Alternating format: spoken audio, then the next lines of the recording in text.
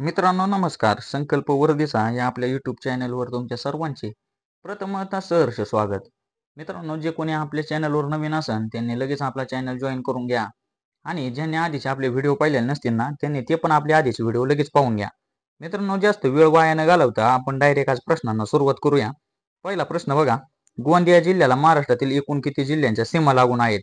आता गोंदियासाठी महत्वाचा प्रश्न आहे. गोंदिया जिल्ह्याला महाराष्ट्रातील एकूण किती जिल्ह्यांच्या एकूण एकूण किती जिल्ह्यांच्या सीमा लागलेल्या आहेत? ऑप्शन बघा 4, 2, 3 आणि 5. तर मित्रांनो, गोंदिया या जिल्ह्याला महाराष्ट्रातील एकूण 2 जिल्ह्यांच्या सीमा लागलेल्या आहेत. त्यामुळे ऑप्शन नंबर 2 आपल्या प्रश्नाचे उत्तर येणार आहे. दुसरा प्रश्न बघा, खालीलपैकी कोणत्या ग्रहाला एकही उपग्रह नाही? असा कोणता ग्रह आहे की त्याला एक पण उपग्रह नाही? ऑप्शन बघा, असा कोणताही ग्रह नाही. गुरु आणि पृथ्वी, शुक्र आणि बुध, मंगळ आणि शनी. मित्रांनो, असे जे ग्रह आहेत की त्यांना एकही ग्रह नाही ते आहेत शुक्र आणि बुध. या दोन ग्रहांना एकही उपग्रह नाही. तिसरा प्रश्न बघा, उत्तर अमेरिका खंडातील कोणता देश लोकसंख्येने सर्वात मोठा देश आहे? उत्तर अमेरिका खंडातील देश विचारलेला आहे, तो लोकसंख्येने सर्वात मोठा देश आहे. ऑप्शन बघा, कॅनडा, ग्रीनलँड आणि संयुक्त संस्थाने USA. तर उत्तर अमेरिका खंडातील कोणता देश लोकसंख्येने सर्वात मोठा आहे? तर संयुक्त संस्थाने USA हा जो देश आहे तो सर्वात मोठा आहे लोकसंख्येने. चौथा प्रश्न बघा, प्रकल्प टिंबटिंब जिल्ह्यात आहे. आता येलदरी हा जलविद्युत प्रकल्प कोणत्या जिल्ह्यात आहे? ऑप्शन बघा, रायगड, हिंगोली, औरंगाबाद आणि कोल्हापूर. तर येलदरी जो आहे ना तो हिंगोली या जिल्ह्यातील जलविद्युत प्रकल्प आहे. लक्षात राहू द्या, कोणत्या जिल्ह्यातील आहे? हिंगोली जिल्ह्यातील. पुढचा प्रश्न बघा, भारतातील सर्वात मोठी बहुउद्देशीय योजना कोणती आहे? आता भारतातील सर्वात मोठी पण बहुउद्देशीय योजना विचारलेली आहे. ऑप्शन बघा, भाकरा नांगल प्रकल्प, दामोदर खोरे योजना, जायकवाडी प्रकल्प आणि हिराकुंड प्रकल्प. तर मित्रांनो, भारतातील सर्वात मोठा बहुउद्देशीय योजना जी आहे ती भाकरा नांगल प्रकल्प आहे. लक्षात राहू द्या, ऑप्शन नंबर 1 आपल्या प्रश्नाचे उत्तर राहणार आहे. पुढचा प्रश्न बघा, भातसा जलविद्युत प्रकल्प ठाणे तर क्वेश्चन मार्क परभणी. मित्रांनो, भातसा जलविद्युत प्रकल्प कुठं आहे? ठाण्यात आहे. तर परभणीत काय आहे मग? ऑप्शन बघा, टाटा खोपोली जलविद्युत प्रकल्प, येलदरी जलविद्युत प्रकल्प, पानशेत जलविद्युत प्रकल्प आणि राधानगरी जलविद्युत प्रकल्प. तर मित्रांनो, येलदरी जलविद्युत प्रकल्प आहे परभणी जिल्ह्यात. लक्षात राहू द्या, कोणता? येलदरी जलविद्युत प्रकल्प. सातवा प्रश्न बघा, गणेश वासुदेव जोशी सार्वजनिक काका त्यांना म्हणायचे, तर त्यांचे जन्मस्थान असलेला जिल्हा कोणता आहे? ऑप्शन बघा, अमरावती, पुणे, सातारा आणि नाशिक. तर गणेश वासुदेव जोशी यांचा जन्मस्थान असलेला जिल्हा आहे सातारा. लक्षात राहू द्या, कोणता जिल्हा आहे? तर सातारा जिल्हा आहे. पुढचा प्रश्न बघा, चीन या देशाची राजधानी कोणती आहे? आता देश आणि देशाची राजधानी तुम्हाला पाठच पाहिजे. चीन या देशाची राजधानी विचारलेली आहे. ऑप्शन बघा, बीजिंग, टोकियो, रिगा आणि कॅनबेरा. तर चीन या देशाची राजधानी आहे बीजिंग. लक्षात राहू द्या, कोणती राजधानी आहे? बीजिंग राजधानी आहे. नवा प्रश्न बघा, मुंबई उच्च न्यायालयाची संभाजीनगर, टिंबटिंब, पणजी ही 3 खंडपीठे आहेत. आता कोणतं आहे? संभाजीनगर, पणजी आणि अजून तिसरं कोणतं आहे? ऑप्शन बघा, ठाणे, नागपूर, सोलापूर आणि पुणे. तर मुंबई उच्च न्यायालयाचे संभाजीनगर, पणजी आणि नागपूर हे 3 खंडपीठ आहेत. लक्षात राहू द्या, ऑप्शन नंबर 2 आपल्या प्रश्नाचे उत्तर राहणार आहे. मित्रांनो, 10वा प्रश्न बघा, धुळे जिल्ह्यात तापी नदी टिंबटिंब कडून टिंबटिंबकडे वाहते. आता धुळे जिल्ह्यातून तापी नदी कोणत्या दिशेकडे वाहते? ऑप्शन बघा, पश्चिमेकडून पूर्वेकडे, पूर्वेकडून पश्चिमेकडे, उत्तरेकडून दक्षिणेकडे आणि दक्षिणेकडून उत्तरेकडे. तर धुळे जिल्ह्यात तापी जी नदी आहे ना ती पश्चिम वाहिनी नदी आहे, म्हणजे ती पूर्वेकडून पश्चिमेकडे वाहते. लक्षात राहू द्या, कुठून वाढते? तर पूर्वेकडून पश्चिमेकडे वाहते. पुढला प्रश्न बघा, जागतिक महिला दिन कधी असतो? आता जागतिक महिला दिन केव्हा साजरा केला जातो? ऑप्शन बघा, 8 मार्च, 12 मार्च, 8 जानेवारी आणि 8 एप्रिल. तर जागतिक महिला दिन जो आहे ना तो 8 मार्चला साजरा केला जातो. लक्षात राहू द्या, 8 मार्चला जागतिक महिला दिन असतो.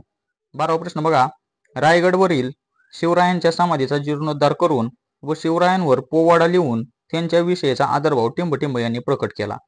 आता कोणी केला? ऑप्शन बघा, लोकमान्य टिळक, न्यायमूर्ती रानडे, छत्रपती संभाजी महाराज, महात्मा फुले. मित्रांनो, महात्मा फुलेंनी केला. महात्मा फुलेंनी शिवाजी महाराजांवर पोवाडा लिहून त्यांच्या विषयीचा आदरभाव जो होता तो प्रकट केला होता. पुढचा प्रश्न बघा, योग्य विधान निवडायचे. आता दिलेल्या 4 पैकी तुम्हाला काय करायची? योग्य विधान निवडायची. केळकर महाराष्ट्र कवी, मराठीचे जॉन्सन, कृष्ण शशी चिपळूणकर, गोविंदाग्रज, प्रल्हाद केशव अत्रे, नादो महानोर बालकवी.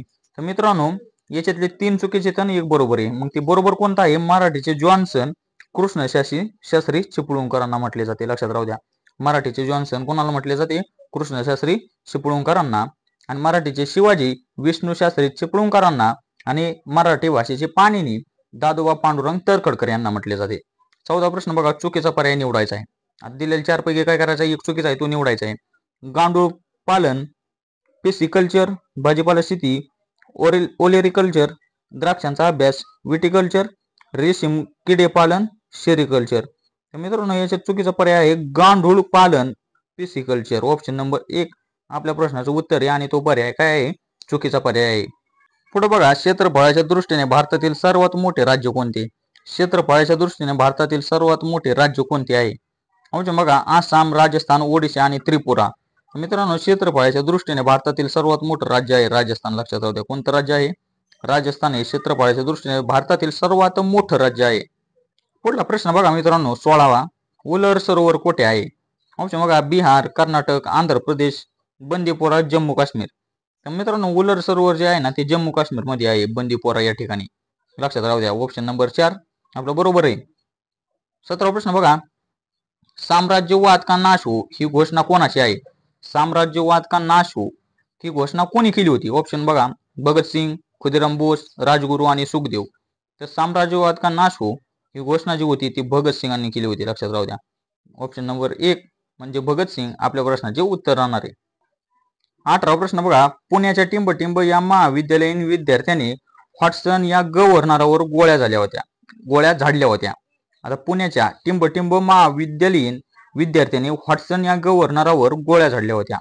ऑप्शन बघा दामोदर चापेकर, वासुदेव बळवंत गोगटे, अनंत कान्हेरे आणि विष्णू गणेश पिंगळे. तर मित्रांनो हॉटसन या गव्हर्नरावर वासुदेव बळवंत गोगटे यांनी गोळ्या झाडल्या होत्या. लक्षात राहू द्या. वासुदेव बळवंत गोगटे यांनी या हॉटसन या गव्हर्नरावर गोळ्या झाडलेल्या होत्या.